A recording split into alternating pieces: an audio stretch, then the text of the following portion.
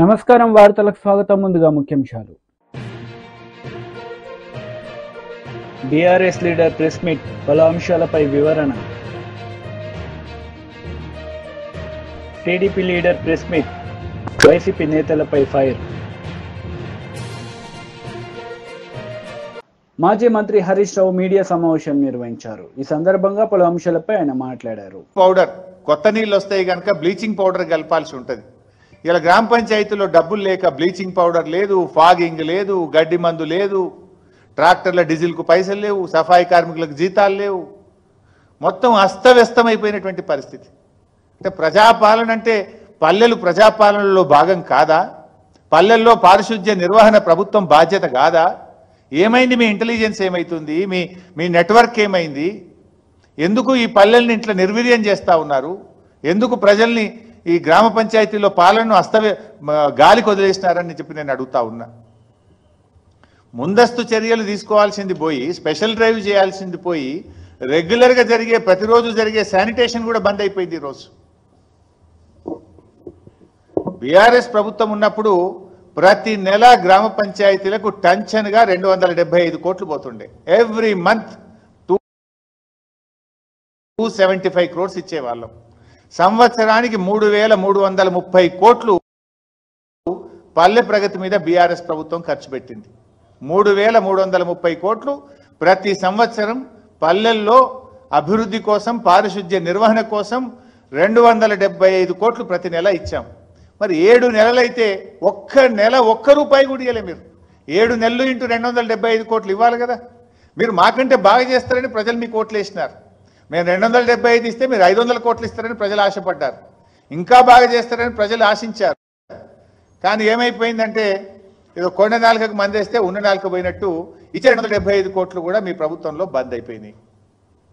అదేవిధంగా మేము పట్టణాల్లో కూడా, మున్సిపాలిటీలకు కూడా ప్రతి సంవత్సరం 1,700 కోట్లు రాష్ట్ర ప్రభుత్వం ఇచ్చేది. పల్లెలకు 3,330 కోట్లు, పట్టణాలకు ప్రతి సంవత్సరం 1,700 కోట్లు రాష్ట్ర ప్రభుత్వం ఇచ్చేది. మరి మీరు వచ్చి 7 నెలలైనా 7 పైసలు కూడా ఎందుకు ఇవ్వలేదు? ఏంది మరి? మీరు పట్టించుకోదలుచుకోలేదా? లోకల్ బాడీస్ను మీరు మొత్తం నిర్వీర్యం చేయదలుచుకున్నారా? ఇప్పుడు ఒకసారి ఎంత అద్భుతంగా ఉన్న పల్లెలు కుప్పకూలితే మళ్ళీ దాన్ని మెరుగు చేయాలంటే ఎంత కష్టమవుతుంది? దెబ్బతిన్న ఆరోగ్యాన్ని మీరు తెచ్చేయగలుగుతారా? ప్రజలకు రేపు ఏదైనా గ్రామంలో diarrhoea, malaria, dengue, viral fevers ప్రబులితే దానికి బాధ్యులు ఎవరో నేను అడుగుతా ఉన్నా. ఇప్పటికే హైదరాబాద్లో చాలా మందితో మాట్లాడితే మలేరియా, డెంగ్యూ, వైరల్ ఫీవర్స్తో హాస్పిటల్ చుట్టూ తిరుగుతున్న పరిస్థితి కనబడతా ఉంది. ప్రభుత్వం నుంచి అసలు చలనమే లేదు, ముందస్తు బాధ్యతనే లేదు. ఆ రోజుల్లో మేము గ్రీన్ ఛానల్ పెట్టాము. ఇన్ఫ్యాక్ట్ పల్లె ప్రగతి, పట్టణ ప్రగతి నిధులకు ఎక్కడ ఇబ్బంది లేకుండా గ్రీన్ ఛానల్లో విడుదల చేశారు కేసీఆర్ గారి ప్రభుత్వం. దాదాపు పల్లె ప్రగతి, పట్టణ ప్రగతి కింద గత 5 సంవత్సరాల్లో 20,000 కోట్ల రూపాయలు బీఆర్ఎస్ ప్రభుత్వం ఖర్చు పెట్టింది.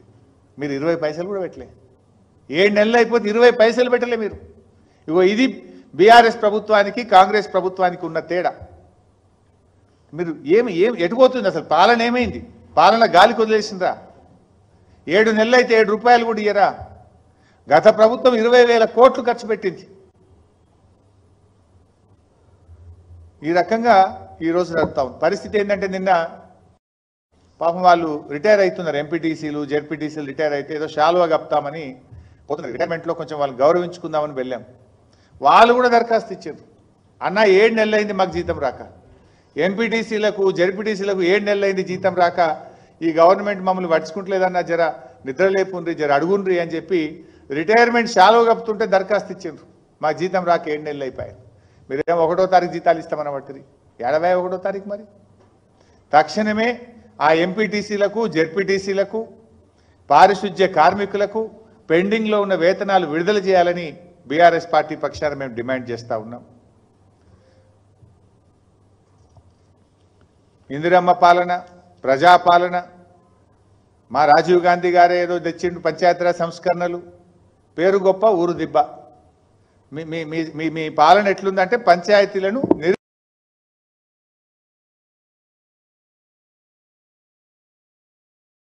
నిర్వీర్యం చేస్తూ ఉన్నారు, లోకల్ బాడీలను నిర్వీర్యం చేస్తూ ఉన్నారు మీరు. మా ప్రభుత్వంలో దేశంలో ఎక్కడ లేని విధంగా కేసీఆర్ గారు స్థానిక సంస్థల్ని బలోపేతం చేయాలని అడిషనల్ కలెక్టర్ లోకల్ బాడీస్ అనే ఒక పోస్ట్ క్రియేట్ చేసినారు. ఒక IAS officer. TDP leader media సమావేశం నిర్వహించారు. ఈ సందర్భంగా పలు అంశాలపై ఆయన మాట్లాడారు. పెంచినటువంటి పెన్షన్లు వాళ్ళు ఈ సమాజానికి బరువు కాదు, ఈ సమాజం యొక్క బాధ్యత, సమాజం బాధ్యత అంటే ప్రభుత్వం బాధ్యత అని ఆయన ఈరోజు వాళ్ళు తీసుకున్నటువంటి పరిస్థితి చూస్తూ ఉన్నాం.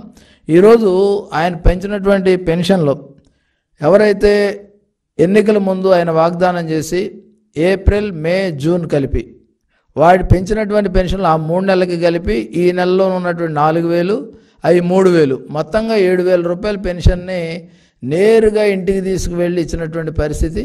అంతేకాకుండా దివ్యాంగులకు సంబంధించి 6,000 రూపాయల పెన్షను, పూర్తిగా దివ్యాంగులుగా ఉన్న వాళ్ళు 100% ఏదైతే వాళ్ళు ఉన్నారో వాళ్ళకి 15,000 రూపాయల పెన్షన్ ఈరోజు నేరుగా ఇంటికి తీసుకెళ్ళి ఇచ్చినటువంటి పరిస్థితి చూస్తూ ఉంటే, ఆంధ్రప్రదేశ్లో ఎవరైతే ఆసరా కోసం, ఆంధ్రప్రదేశ్లో ఎవరైతే భరోసా కోసం, ఆంధ్రప్రదేశ్లో ఎవరైతే తమ బ్రతుకు భారం కాకుండా ఉండాలి అని భగవంతుని ప్రార్థన చేసుకున్నారో వాళ్ళందరికీ నిన్న పండుగ రోజుగా ఉన్నటువంటి పరిస్థితి.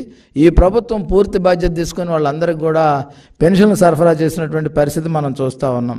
దాంతోపాటుగా జగన్మోహన్ రెడ్డి ఏదో పెన్షన్లు ఇచ్చేసి ఏదో చేశానని చెప్పడం కానీ, అదేవిధంగా పెంచిన పెన్షన్ కూడా దశల వారీగా పెంచానంటాం కానీ, ఈ ఆశపడ్డటువంటి ఆశాజీవులందరికీ కూడా వాళ్ళకు ఒకటే తెలుస్తూ ఉంది, జగన్మోహన్ రెడ్డి వారి శాపంతో ఈరోజు అధికారంలో లేకుండా పోయినటువంటి పరిస్థితి.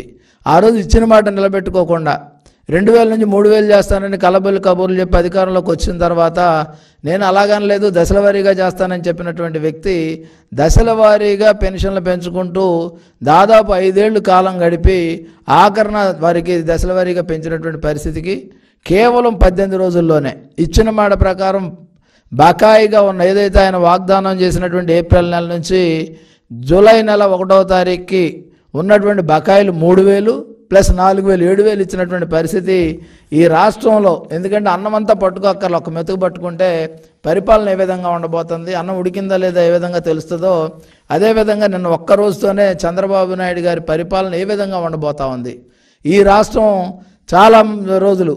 ఎందుకంటే ఈ సందర్భంగా ఇంకొక విషయం కూడా తెలియజేయాల్సినటువంటి అవసరం ఉంది. ఆ రోజు 2019లో ఎంప్లాయీస్ అందరూ కూడా చంద్రబాబు నాయుడు గారు ఇచ్చినటువంటి ఫిట్మెంట్ కానీ ఇవన్నీ కూడా గుర్తుపెట్టుకోకుండా జగన్మోహన్ రెడ్డి ఒక్క ఛాన్స్ అడిగితే వీళ్ళందరూ కూడా డబల్ ఛాన్స్ ఇచ్చి 2 చేతులతో నొక్కాము మేము ఓట్లు అని చెప్పినటువంటి ఎంప్లాయీస్ కూడా అనుభవించారు. ఏ విధంగా 10వ తారీఖు వచ్చినా, 11వ తారీఖు వచ్చినా, 15వ తారీఖు వచ్చినా కూడా వాళ్ళ జీతాలు పడకుండా కనీసం పిఎఫ్ ఖాతాల్లో ఉన్న సొమ్ములు కూడా ప్రభుత్వం విత్డ్రా చేసి వాళ్ళు ఏ విధంగా చేసిందో మనం చూసాం. అలాంటి పరిస్థితి నుంచి 1వ తారీఖునే ప్రభుత్వంలో పనిచేసే ప్రతి ఉద్యోగి 1వ తారీఖే జీతాలు చెల్లించే విధంగా చంద్రబాబు నాయుడు గారి మార్క్ ఏదైతే ఉందో ఆ మార్క్ని నిన్న అధిగమించినటువంటి పరిస్థితి చూస్తూ ఉన్నాం. 1వ తారీఖున అందరికి జీతాలు ఇవ్వటం, అంతేకాకుండా కాంట్రాక్టు అవుట్సోర్సింగ్ వాళ్ళకు కూడా 1వ తేదీనే నేరుగా జీతాలు ఇవ్వాలనే సంకల్పం ఈ ప్రభుత్వం తీసుకోవటం చూస్తూ ఉంటే ఈ రాష్ట్రానికి మంచి రోజులు వచ్చాయి, ఈ రాష్ట్రంలో ప్రజలకు మంచి రోజులు వచ్చాయి, ఈ రాష్ట్రంలో అభివృద్ధి అనేది జరగబోతూ ఉంది, ఈ రాష్ట్రంలో ఉపాధి అవకాశాలు మెరుగుపడబోతూ ఉన్నాయి, ఈ రాష్ట్రంలో పరిశ్రమలకు అనువుగా ఉన్నటువంటి పరిస్థితి రాబోతూ ఉంది. ఈ అమరావతి రాజధాని ద్వారా సంక్షేమం అనేది ఏ విధంగా సంపద సృష్టించి సంక్షేమాన్ని ఏ విధంగా పంచాలనే దానికి తేడా కనపడతా ఉంది.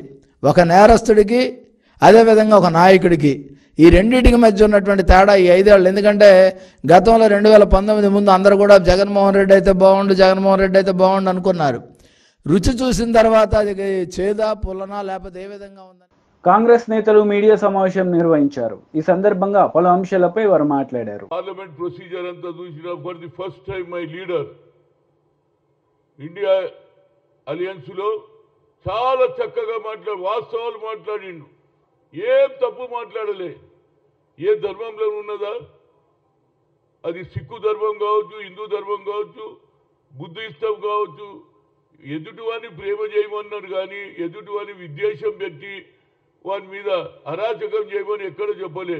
ఇవాళ వాళ్ళు నీతులు చెప్తున్నారు. ఆయన ఏమన్నాడు, వాస్తవాలు మాట్లాడిండు, ట్రూత్ మాట్లాడిండు. ఆయన అన్నాడు కూడా, నేను వాస్తవం ఏమైనా హిందువులు అనేవాళ్ళు ఎదుటి వాడిని విద్వేషాన్ని పెంచి వాడిని చంపడం కొట్టడం మరి ఈనాడు ఉన్నటువంటి పరిస్థితులలో ఆయన కరెక్ట్గా మాట్లాడిండు. వైలెన్స్ చేయొద్దు అన్నాడు. ఏం తప్పు మాట్లాడిండే? ఎందుకు అపోలో ఇవ్వాలి? నేను చూసిన పురంధేశ్వరి కూడా క్షమాపణ చెప్పాలి. అరే అమ్మా, నువ్వు మొదలు నరేంద్ర మోడీని అడుగు. ఏడా గోద్రా ఇన్సిడెంట్ ఏమైంది? గుజరాత్ లో ఏమైంది? ఊచకోత కోసిందా లేదా?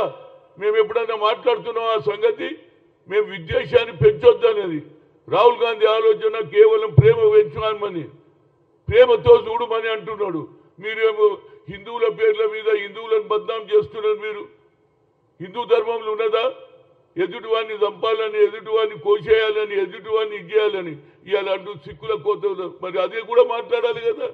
ఏది ఇందిరాగాంధీ చనిపోయినప్పుడు అదైతే ఎమోషనల్ ఉండే, మీరు ఆడ ఎమోషనలే లేదు. ఎంతమందిని ఆనాడు మీ నరేంద్ర మోడీ ముఖ్యమంత్రి ఉండేనా లేదా? మాట్లాడడం మీ ఒక్కరికే కాదు, మాకు కూడా వస్తుంది. మేము వాస్తవాలు మాట్లాడతాం. న్యాయం గురించి కొట్లాడుతున్నాడు Rahul Gandhi. First time I have seen his speech. Is a historical.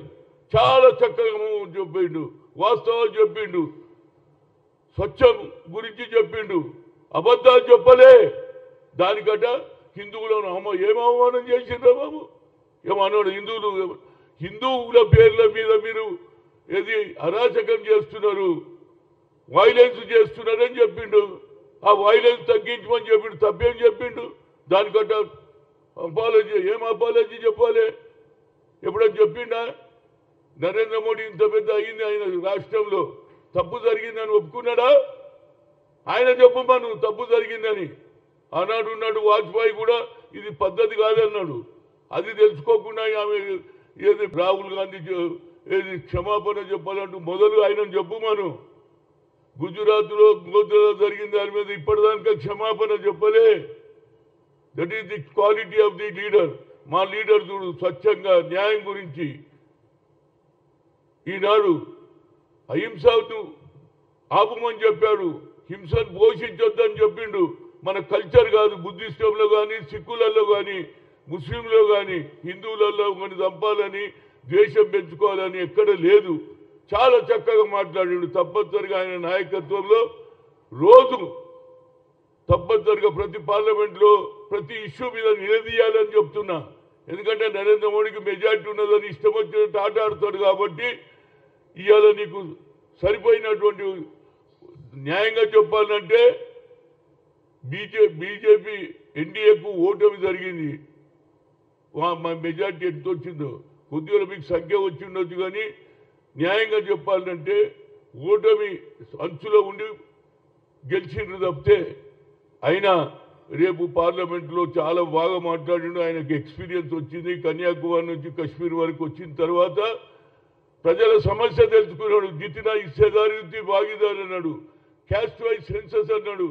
దాన్ని కూడా పార్లమెంట్లో రేజ్ చేయాలి తప్పనిసరిగా అన్ని రాజకీయ party. YCP leader Pothina Mahesh media సమావేశం నిర్వహించారు. ఈ సందర్భంగా పలు అంశాలపై ఆయన మాట్లాడారు.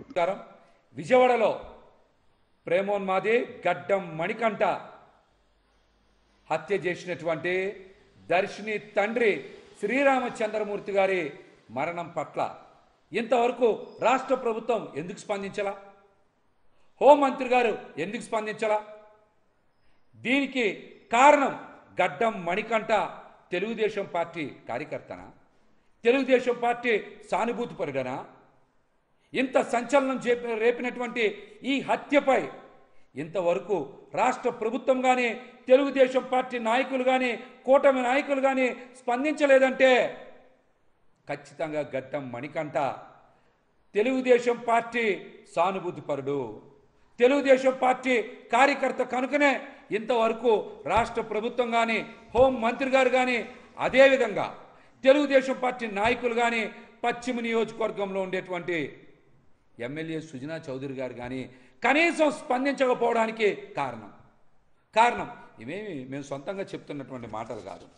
గడ్డం మణికంఠ మీరు చూస్తూ ఉంటే కేశినేని చిన్ని గారితో వారు దిగినటువంటి ఫోటో, మణికంఠ దిగినటువంటి ఫోటో, మరొక ఫోటో కేశినేని చిన్ని గారితో ఉన్న ఫోటో మొన్న ఎలక్షన్ సందర్భంగా, మరొక ఫోటో చూడండి కార్పొరేషన్ ఎన్నికల సందర్భంగా మణికంఠ చంద్రబాబు నాయుడు గారు ప్రచారం చేస్తున్నటువంటి సందర్భంలో ఆయన సెల్ఫీ తీసుకున్నటువంటి ఫోటో. సెల్ఫీ తీసుకున్నటువంటి ఫోటో. కాబట్టే మేము చెప్తా ఉన్నాం, గడ్డం మణికంఠ ముమ్మాటికి తెలుగుదేశం పార్టీ సానుభూతి పరుడే. అతను ప్రేమోన్మాదే.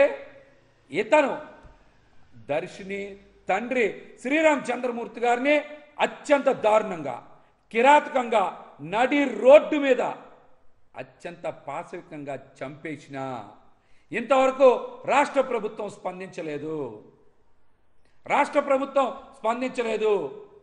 ఒక యువతకి ఇంత దారుణం జరిగితే హోంమంత్రి అనిత గారు కూడా స్పందించరా. ఈ ఘటనకి కూతవేటు దూరంలో డిప్యూటీ సీఎం పవన్ కళ్యాణ్ గారి క్యాంపు కార్యాలయం కూడా ఉంది. కనీసం వారు కూడా స్పందించలా. ఇంతకన్నా అన్యాయం ఏమైనా ఉంటుందా?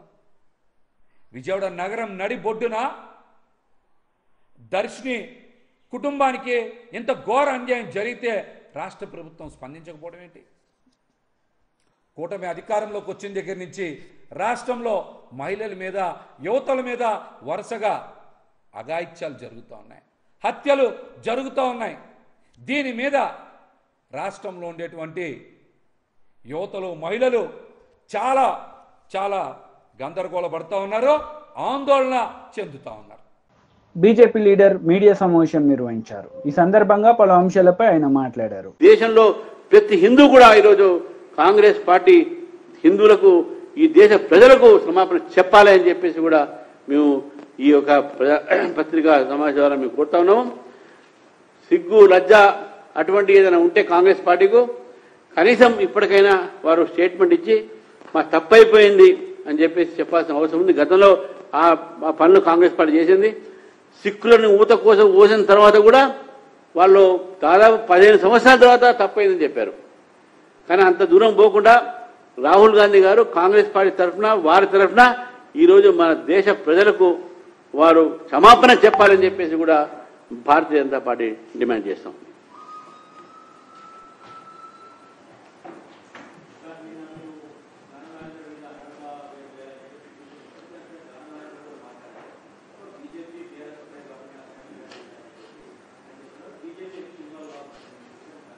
పోటీ చేసింది మా మీద ఎవరు?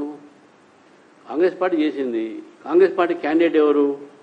టీఆర్ఎస్ మీద గెలిచినాడు కాబట్టి మేము అక్కడ ఆ ఒక్క క్యాండిడేట్ వరకు చేసినాం కదా, మిగతా వాళ్ళ మేము చేయలే కదా. వాస్తవం కూడా మాకు మిగతా వాళ్ళతో సంబంధం లేదు. కానీ తెలంగాణలో ప్రజాస్వామ్యం బతకాలంటే పార్టీల ఫిరాయింపులు తగ్గియాలి. పార్టీలు ఫిరాయింపులు చేస్తే మీరు రిజైన్ చేసి పార్టీలు చేరండి. అంతేగానే మనకు ఉన్నటువంటి ఒక 9th షెడ్యూల్లో ఉన్నటువంటి ఒక దాన్ని ఏదైతే మనకు వెసులుబాటు ఉందో దాన్ని వాడాల్సిన అవసరం ఉన్నది. ఇటు మర్జరు కాదు, ఇది కాదు, ఇండివిజువల్ డిఫెక్షన్స్ అనేది భారతదేశంలో తెలంగాణ నుంచి మొదలైంది. దానికి బీఆర్ఎస్, కాంగ్రెస్ పార్టీ ఇద్దరు కూడా ఒకటే, దొందే. కాబట్టి మా మీద వాళ్ళు చెప్పే ముందు వాళ్ళు ఎక్కడ ఉన్నారని చూసుకు చెప్పాలి. రాళ్ళు మా మీద వేసే ముందు they are also living in the stone room అనేది గుర్తుపెట్టుకోవాలి. మేము ఒక వ్యక్తి మీద కానీ ఇది కానీ మీ వ్యవస్థ మీదనే మేము కంప్లైంట్ చేయడం జరిగింది. కాబట్టి డెఫినెట్గా మాకు పూర్తి అధికారం ఉంది. కిషన్ రెడ్డి గారి మీద పోటీ చేసింది ఎవరు, ఆయన గతంలో ఏ పార్టీని గెలిచారు, ఏ పార్టీ అసలు మొత్తం ప్రజాస్వామ్యాన్ని పరిహాసం చేస్తుంది తెలంగాణ. కాబట్టి ఆ ఆవేదనతో మేము కంప్లైంట్ చేయడం జరిగింది.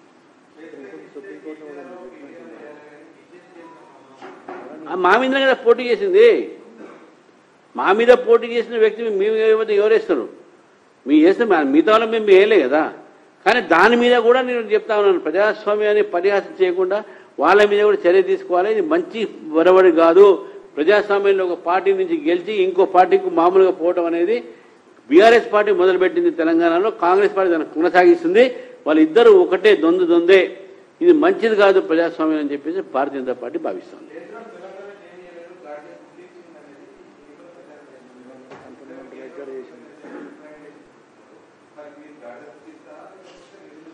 దాని మీద మేము చాలాసార్లు మాట్లాడాం. ఇప్పుడు ఇది మాకు రాహుల్ గాంధీ గారు గాడిదగుడ్డు ఆయన చెప్పాలి, హిందువులకు గాడిదగుడ్డు పెడుతుండా లేకుంటే మాకు హిందువులకు గడ్డి పెడుతున్నాడా ఏమో నాకు అర్థం కాదు. ఆయన ఎటువంటి వ్యక్తి? ఆయన ముందు వార్తలు ముగించే ముందు ముఖ్యాంశాలు మరోసారి. బీఆర్ఎస్ లీడర్ ప్రెస్ మీట్, పలు అంశాలపై వివరణ. TDP leader press meet, YCP నేతలపై ఫైర్. ఈ వార్తలు ఇంతటితో సమాప్తం. తిరిగి ప్రసారమయ్యే వార్తల్లో మళ్ళీ కలుద్దాం. అంతవరకు సెలవు. నమస్తే.